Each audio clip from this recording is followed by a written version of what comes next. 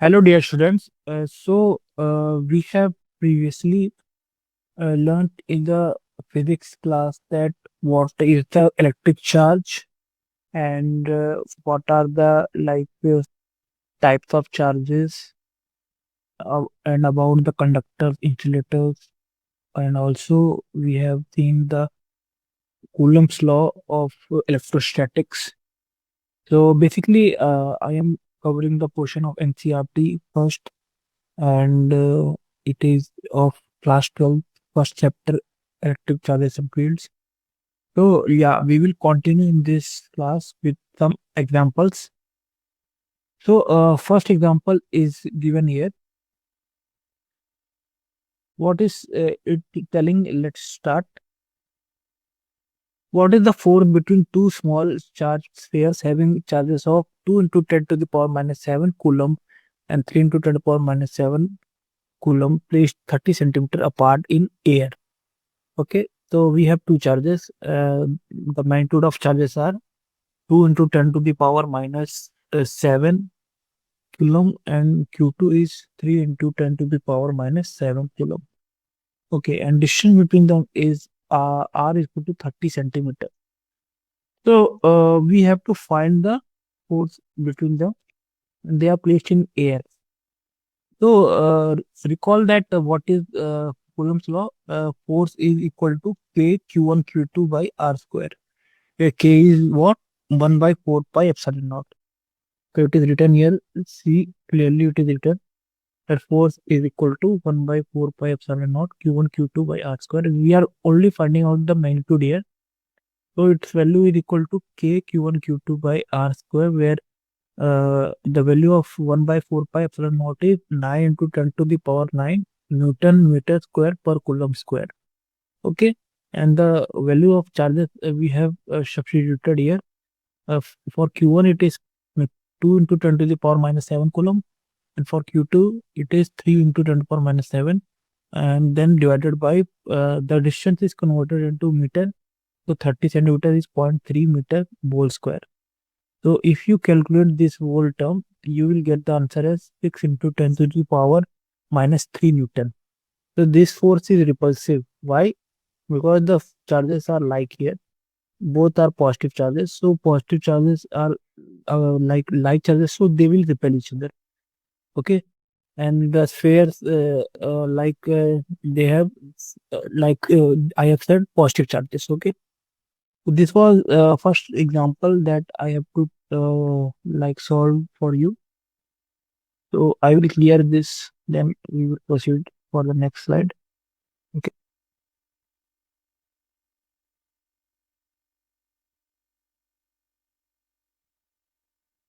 There is another example, and you can solve it by yourself because it is similar to that and it is easier. So I will move on to next topic, that is force between multiple charges, that is superposition principle. Okay. So let us find out what it says. So according to superposition principle, what it tells that if there are multiple charges and they are placed in the space and like Q1 is there one charge and other charges are Q2, Q3, Q4, Q5 up to Qn, then the force will be simply what? The addition of each forces by on Q1. If you say that what is the force on Q1 net force, so it will be from the second charge, the force acting on it, then with whatever the force acting with third charge, then up to that, so on we go on, and the force between one and charge will be added on. So it is written here simply that yeah, I will explain here that force on 1 will be equal to force F12 plus F13 plus F14 dot plus F1n. Means that the force net force acting on first charge is the summation of all the forces acting on it by other charges. So if the distance between these charges like Q1 Q2 is denoted by R12 and R23 is the unit vector from charge Q2 to Q1. Okay, Q2 sorry, R21 cap is the unit vector from q2 to q1. Then f12 value will be what? 1 by 4 pi epsilon naught q1 q2 r21 cap upon r21 square. That is the vectorial form I have told you earlier in the previous class. So that is written like this. Similarly, we will write all the values of whatever the forces between the charge, and like it will be between first and third charge also, then first and fourth charge also, up to n charges. We will write this equation, and we will finally add all the forces by orbital charges on first charge. So it will make the net force on the first charge. So I hope that you got this point. What is superposition principle? It is like scalar addition of all the forces, like there. Okay, like scalar addition, but it is a vector quantity, but you have to add it like plus sign between the all the forces f12, f13, f14. Okay, so let's move further.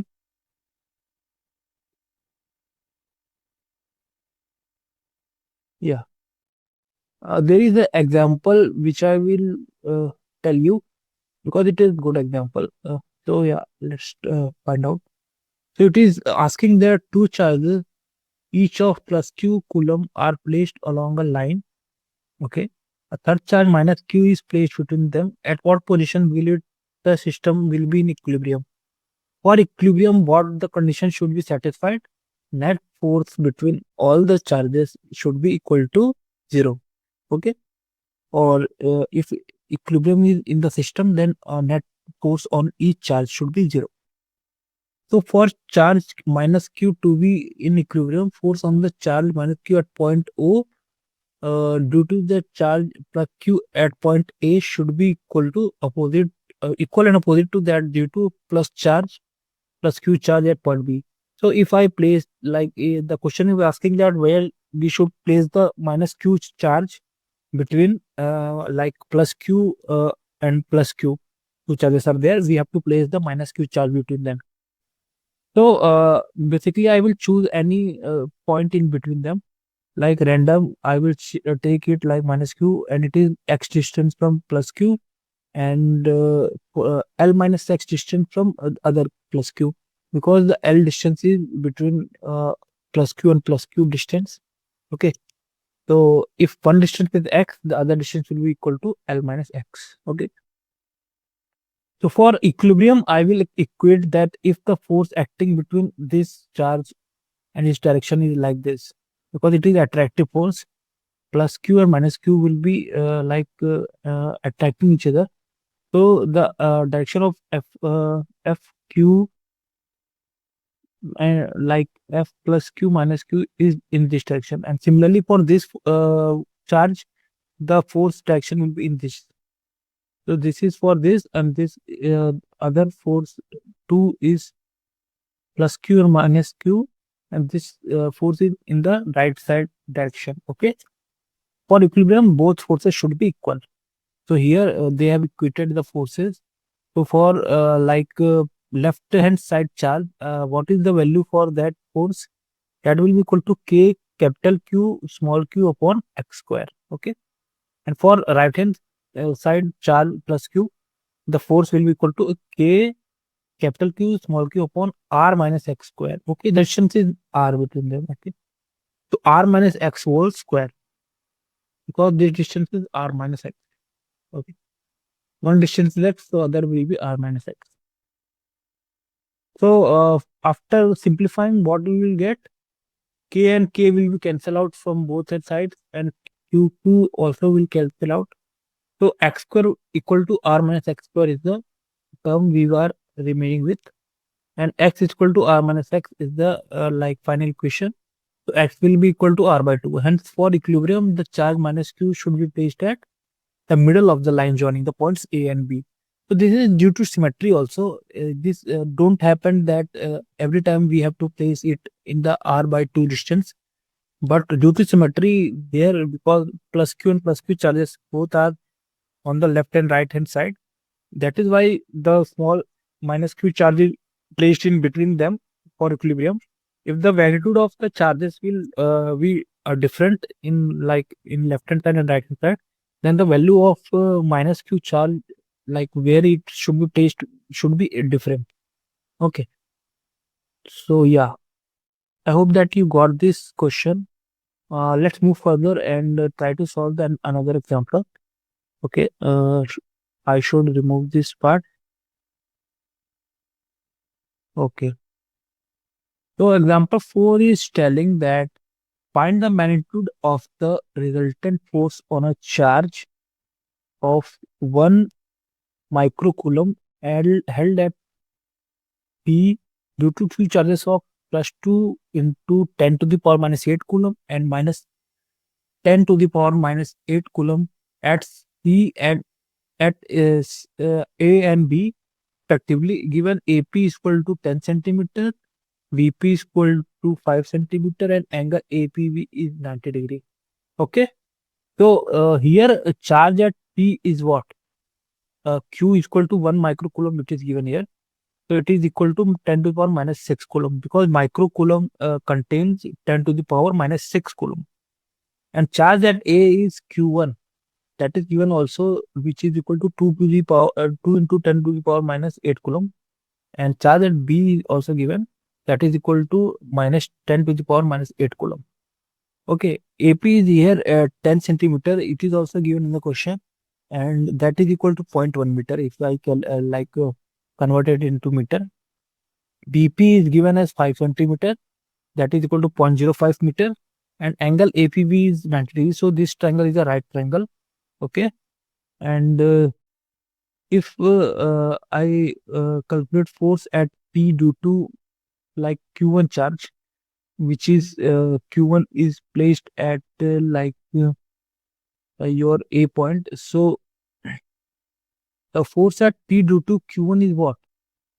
Because charge at A is 1 into that is 2 into 10 to the power minus 8 coulomb. So force will be what? Equal to F1. I will show it with F1. It is equal to K Q1 Q upon AP square. Okay, along AP. That is equal to like direction will be in the along the AP, that I will show you here. Okay, so this will be the direction of F1 force, because the charge is positive one, and also charge at B is also what? No, sorry, charge at P is also positive, 10 to the power minus 6 coulomb. The direction of F1 will be in this, like outward direction. Okay, and the magnitude will be equal to what? 9 into 10 to the power 9 into 2 to the power 2 into 10 to the power minus 8 into 10 to the power minus 6 upon 0.1 square, for distance between them is 0.1, and this is coming out to be equal to 18 into 10 to the power minus 3 Newton. Okay, I hope that you got whatever I told you in this question. So yeah,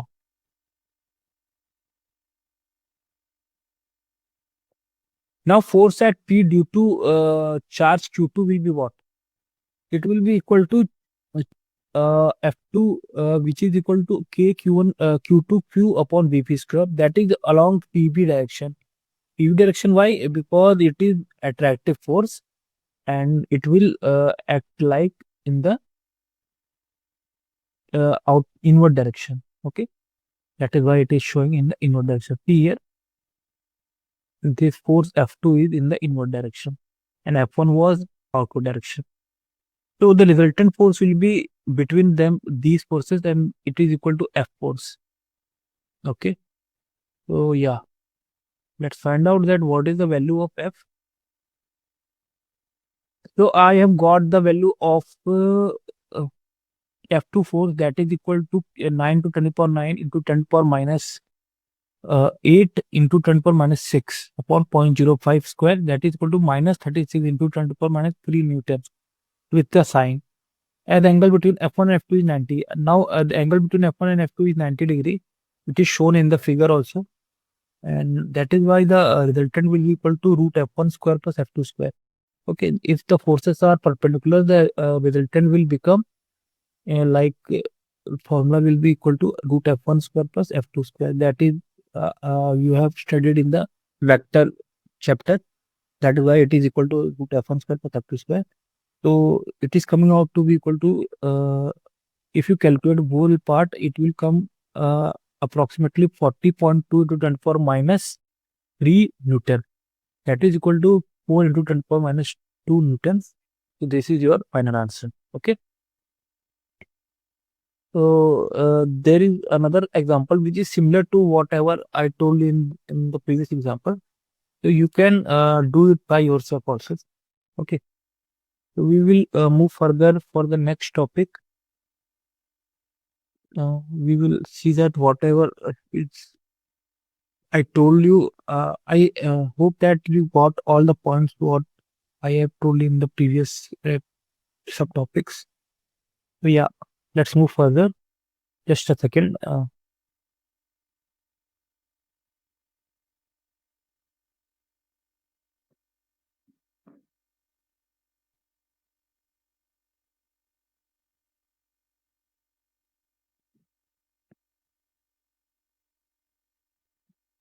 So the other topic that I will tell you right now is electrostatic force due to continuous charge distribution. Till now, we have seen that Coulomb's law is applied to only point charges. But what happen when we consider a continuous charge distribution? Like it is not a point charge, but there is a like big object or big thing. It is not a point thing. You have already studied about point object and like discrete object. Okay, like continuous object and point object or discrete object in the mechanics also, that if you consider a large thing, then it is not a point one. So what is the like behavior of electrostatic force due to continuous charge? We will see here. So let's start the topic. Okay. uh, the region in which charges are closely placed spaced is said to have continuous distribution of charges. Okay. So it is telling that there is a like space and there is some amount of charges. So it is called as continuous charge distribution. So these continuous charge distributions are of three types. First is for linear charge distribution. If you have an object like uh, it has a 1D, one dimension only, other dimensions are negligible, then it is called, if the charge is there, then it is called linear charge density for that. Okay. Then the surface charge distribution is there. The object is two dimensional. Like if you have any circle is there. Okay, this have two dimensions. So for this you have surface charge and like surface charge dimension or surface charge distribution. Okay, and if you have a 3D object, like if you have a sphere there, so it has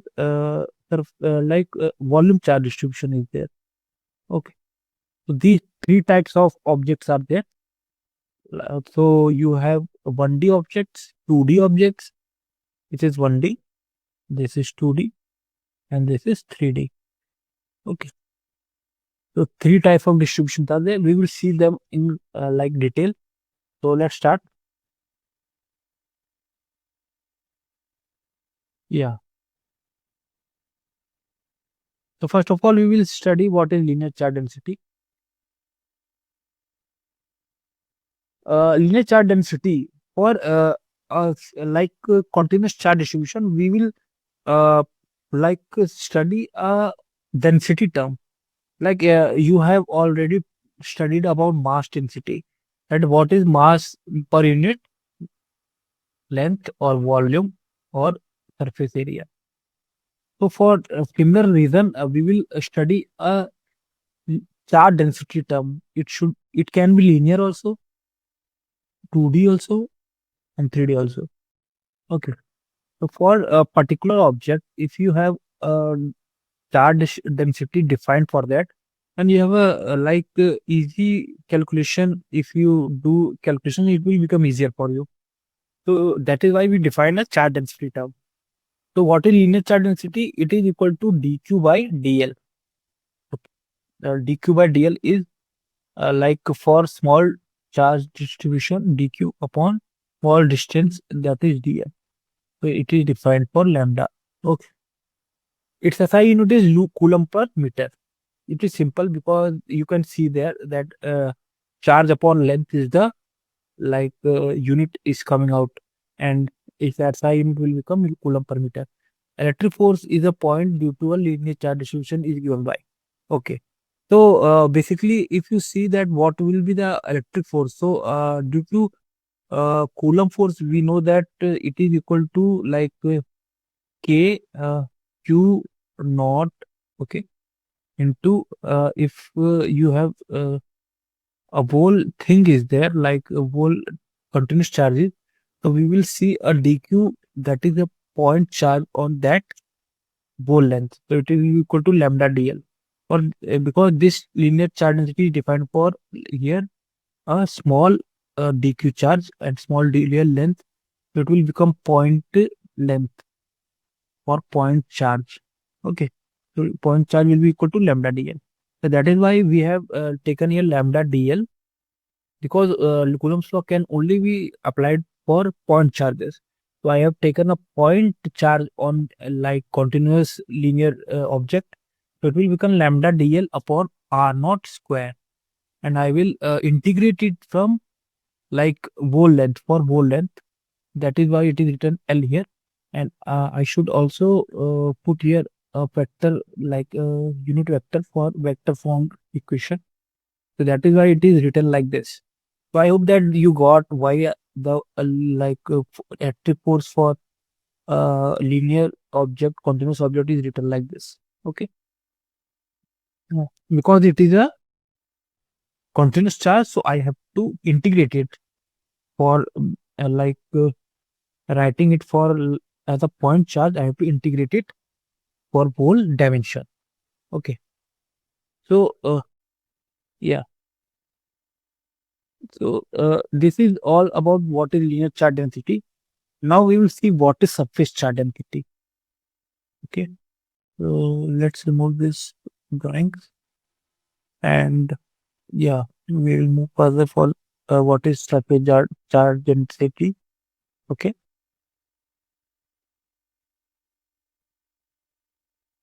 So surface charge density is defined as the charge per unit surface area. So obviously you know that uh, like uh, uh, lambda is equal to dq by dl. So similarly, analogically, you can think of sigma, that is surface charge density, that is equal to dq by ds for small charge upon small surface area. So here the small surface area is for small charge. Like if you, this is point charge only. Okay, so if you calculate point charge here, dq it will become equal to sigma into ds. Okay, so for Coulomb law to applied here, we will use dq equal to sigma into ds, because it will become here what it has become point charge here. So force will be equal to, if you have any point charge that is equal to q naught is placed here. Q naught is placed in the space, and k is written here, that is 1 by 4 pi epsilon naught. So for any continuous charge, that is surface area having s, here it is shown that if a continuous charge is there which has a surface area s is there, I will use sigma into ds upon r naught square, that is distance between the point charge and that ds object. So it will be equal to sigma ds upon r naught square, and I will integrate it throughout the surface area, and r naught vector in vector form I will use this r naught unit vector. So it will if I integrate, it will cover all the surface area, and it will give me the value of force acting on that surface area by using the what Coulomb's law.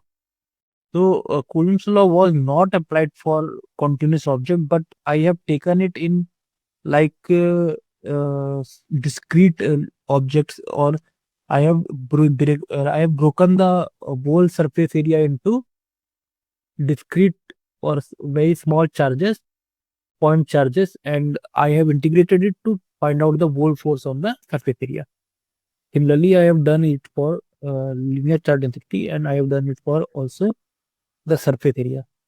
Okay. So I hope that you got the point what is surface charge density and what is linear charge density.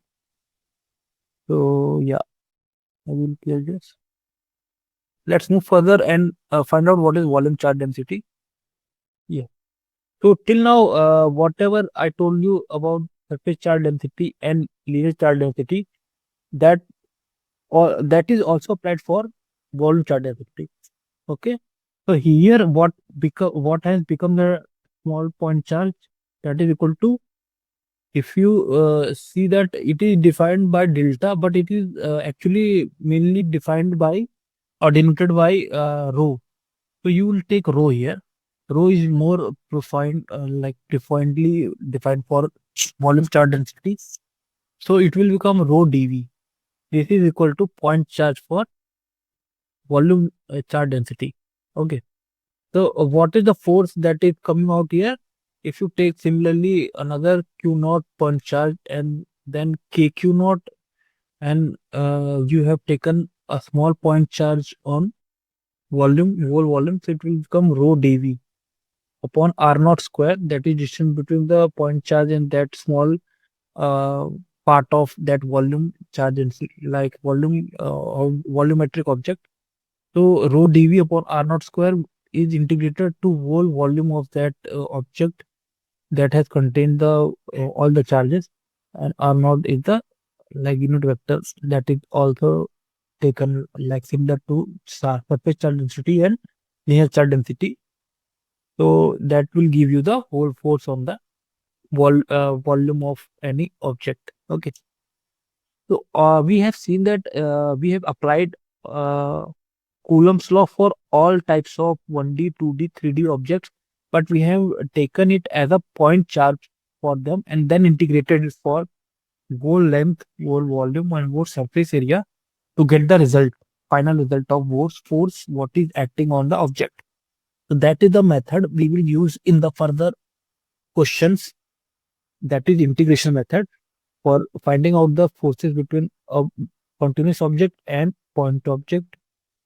So yeah, we will see in the later lecture in the future that that type of questions.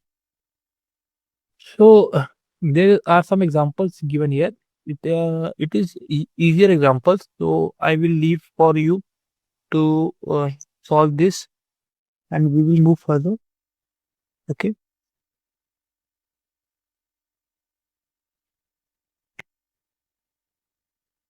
So now the next topic is electric field.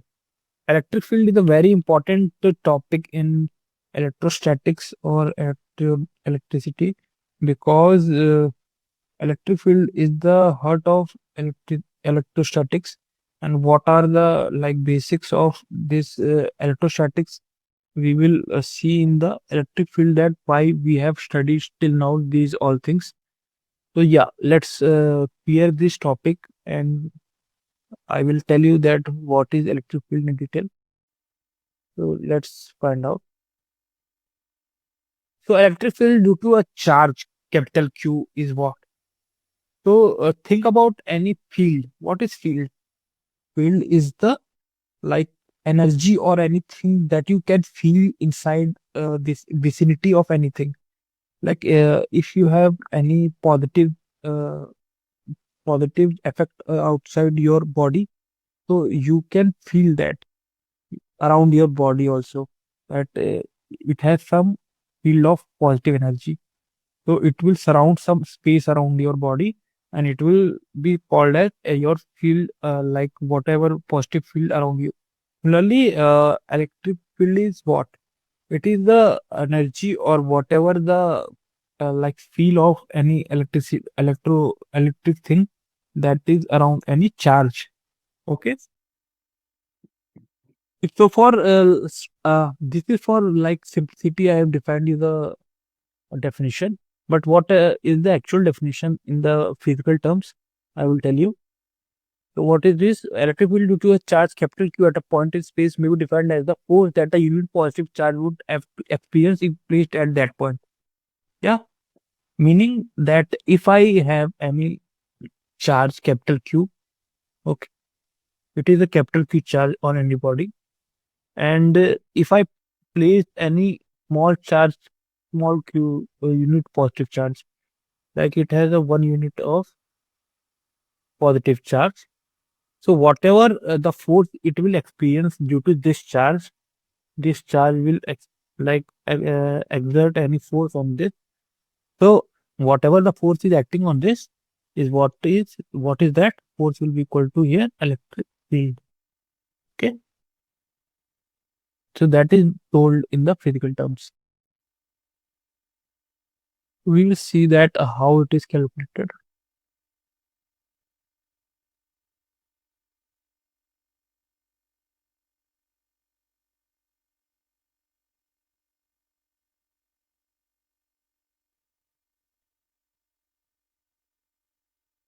The charge Q which produces the electric field is called source charge. So the whatever charge I am uh, calculating for what the electric field is called as source charge. Okay, for which charge I have to calculate the electric field is source charge, and the charge which is experiencing the force due to that source charge is called the test charge. So here the unit charge is what test charge because it is experiencing the force due to source charge. So what is electric field intensity? So whatever the intensity of any force that is experiencing by the unit charge is what electric field intensity means. What is the strength of that electric field at that point? Okay, so it is expressed as E is equal to F by Q naught. F is what here a force experienced by the test charge Q naught. Okay, so this is the force and electric field intensity is defined as E here, like it is denoted by E here, and F by Q naught is the value of that. It is a vector quantity and is unit SI unit is Newton per per coulomb. Okay, because force unit is Newton and charge unit is coulomb. Oh yeah.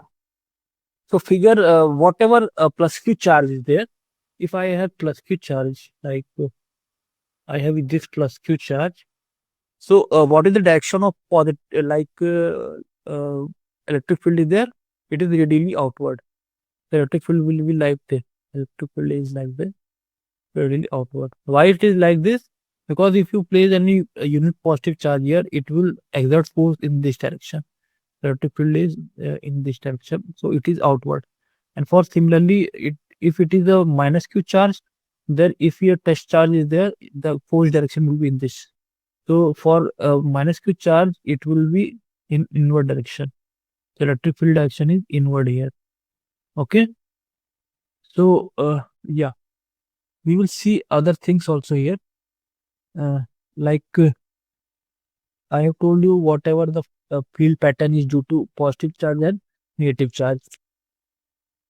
Now, electric field due to a point charge, we will see what is that. So let's move. We have to if we have find out what is the electric field due to a point charge.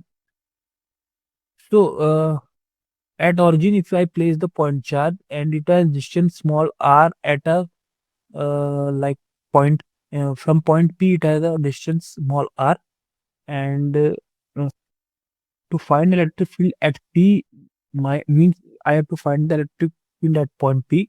We have to find the electric force on a test charge Q naught placed at point P.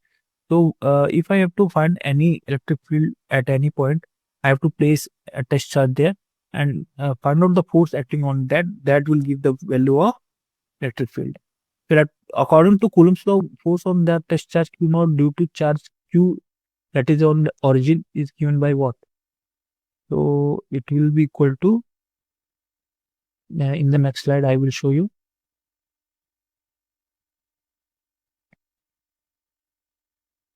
Yeah. So here it is clearly written that it will be equal to F is equal to 1 by 4 pi epsilon naught and Q naught upon R square into R cat. If E is the electric field at a point P, then E is equal to what? So force value I have calculated. If I have to find out the electric field at point P, what I will do? I will divide it simply with Q naught. That is equal to test charge, because the definition of electric field is earlier I have told you, it is equal to limit Q naught tends to 0. That is Q naught is the test charge that is very small, F by Q naught. So if I take the limit here, so Q naught tends to 0, and 1 by Q naught, 1 by 4 pi epsilon naught Q naught upon R square, R cap will come out to be what? It will come out as KQ upon R square into R cap. So that is why the amount of electric field at a point P is given by what formula? 1 by 4 pi epsilon naught Q by R square. This is a very important result, and you have to remember this always. The electric field due to a point P, electric field due to any charge at point P is equal to KQ by R square. Okay, where R the distance between the charge and the test charge, and test charge here is very small, whose value tends to 0. Okay, so till now we have seen whatever I told you today is what are the continuous charge distribution pattern, what is linear charge density, what is surface charge density, and what is volume charge density.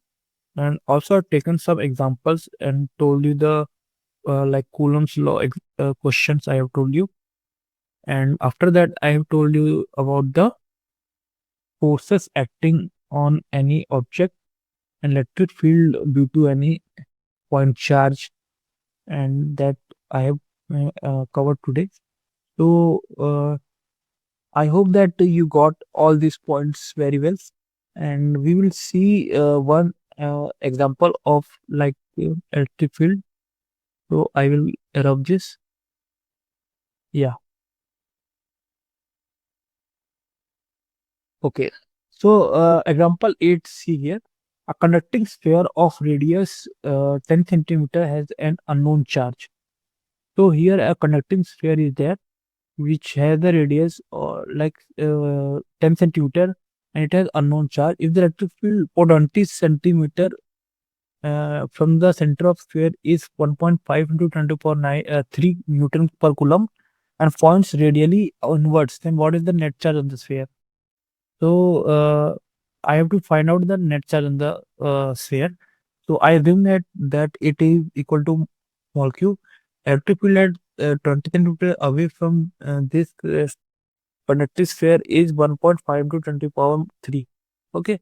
So from the formula, electric field at any point due to a charge, that is, I will tell you the charge distribution due to a sphere in detail after some lecture. But here you assume that this charge placed at P will act as a point charge for this Q, and the electric field value will be what? KQ by R square. Okay, for a smaller distance it will be R, by R square. So I will put down the value of E here, that is equal to 1.5 into 10 to the power 3, which is equal to 9 to 10 to the power 9, that is the value of K into Q upon 20 to 10 to the power minus 2 whole square. This is distance between the both charge distributions. So Q will be coming out equal to what? 6.67 into 10 to the power minus 9 Coulomb. So this electric field is readily inward, which shows that the nature of node charge is negative. Because the electric field is radially inwards here, so charge will be negative here. Okay. Now electric field due to system of charges we will see in the next topic. So what is that? Let us define that also. Okay.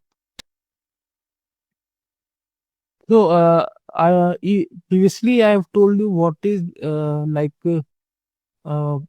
force due to a system of charges, net force due to a system of charges. Similar pattern will be followed by the electric field due to a system of charges, because you know that force and electric field are related as E is equal to F by Q naught. Only here Q naught term is not there, and E is equal to, you have to superposition it. and due to many charges, electric field on any charge is equal to E1 plus E2 plus E3 plus dot dot E plus En. That is the electric field due to first charge, second charge, third charge up to n charges.